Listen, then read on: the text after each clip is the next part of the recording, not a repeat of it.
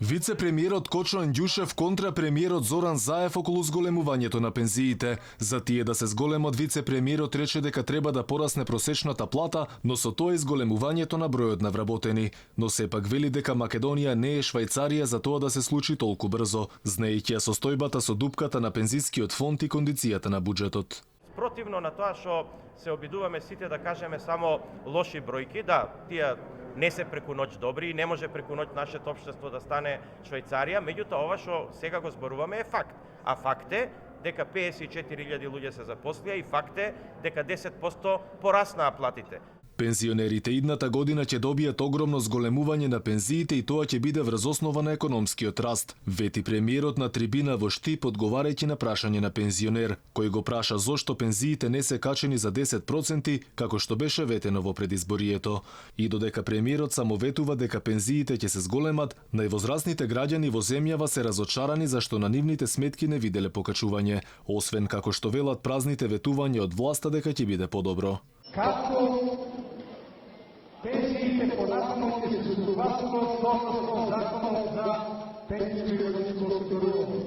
Разочарувањето на пензионерите не стивнува. До нашата редакција постојано се јавуваат пензионери кои велат дека е срамота што имаат незабележително покачување на пензиите и тоа како што велат од мизерни 20 до 60 денари, што за невозрастните граѓани е смешно па дури и понижувачко. Ова е понижување на својот пензионерски. И зашто поранешната влада еднакво дава, макар да имаше помало од мене, јас се сложувам со тоа. Јас имам 16.500, земав 66 динара. Не осетив и јас, очиклена со математичар и се тоа и внимавам, водам евиденција. Затоа што е тоа 30 динара, кај мене е 66 динара. Пензионерите да ги земеме овие пари да ги носиме во владата. Не ни треба. Затоа што јас ако видам некои со профи, со штетени, нови раце и све, стоцка давам. Ако имам 16.000 пензија. Со хемикали работим, со разрегивачи, али не добив ништо. И затоа решив, барам кај вас да се јавам, затоа што секогаш се реални.